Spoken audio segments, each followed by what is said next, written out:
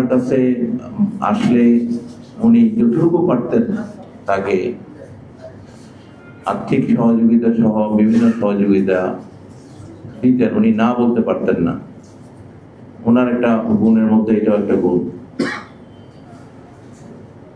এই জন্য সমস্ত বয়সের, সমস্ত পেশার মতের মানুষ ওনাকে পছন্দ করতেন। আমাদের দরবারে উনি খুব অল্প সময়ের জন্য আসছেন, ওনার সহধর্মীকে নিয়ে আসছেন। উনি শেষ জীবনে এসে গায়ে কাদেরিয়াতে উনি বায়াত হয়েছেন, উনি সিলসিলা গ্রহণ করেছেন। শেষ সময়টা উনি একটু আধ্যাত্মিক ভাবে জীবনযাপনের চেষ্টা করে গেছেন, উনি ফুলফিল করার চেষ্টা করে গেছেন উনি।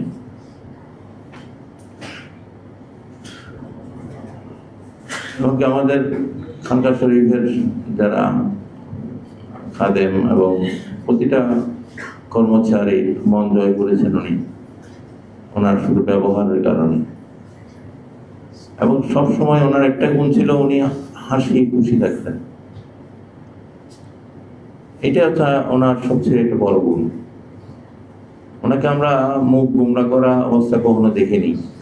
অসুস্থতা, অনেক অসুস্থ দেখছি, তারপরেও ওনাকে আমরা বলতাম আপনি তো বয়স হয়ে গেছে, আর কত করতে পারবেন না।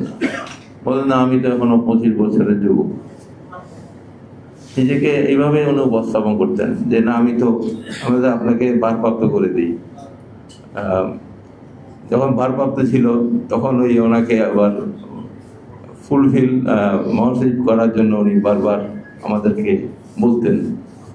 আমি বললাম আপনার তো বয়স, আপনি তো ঘুরতে পারেন না, যেতে পারেন না, তো থাকেন এটাতে। বলেন না, আমি এখন ভালো আছি, দৌড়াইতে পারবো। আমি জানি মনে দৌড়াইতে পারবেন না, তারপরে ওনার যে সে ইচ্ছাটা আমরা করে দিয়েছিলাম, ঠিক আছে আপনাকে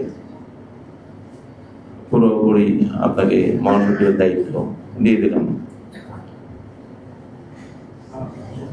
কয়েক বছর আগে উনি, হয়তো 2 বছর আগে উনি একটা কঠিন শারীরিক সমস্যা ছিল, আমাকে ফোন করে বললো যে আমি হসপিটালে। আবার ঠিক একদিন পরেই খোঁজ নিচ্ছি, গিয়ে ওনাকে পাওয়া যাচ্ছে না। ওনার ছেলেরা, মেয়েরা খুব দ্রুতই ওনাকে লন্ডনে নিয়ে অপারেশন করে ওই যাত্রায় উনি সেভ হয়ে গিয়েছিলেন।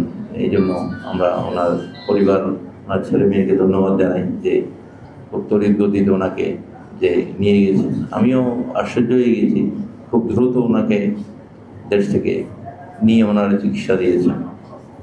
যেহেতু বয়স হয়ে গেছে অনেক, ওনার বিভিন্ন সমস্যাগুলো ছিল, ডায়াবেটিস বা হার্টের বিভিন্ন প্রবলেমগুলা। তো আমরা আসলে ওনাকে হারিয়েছি। আমরা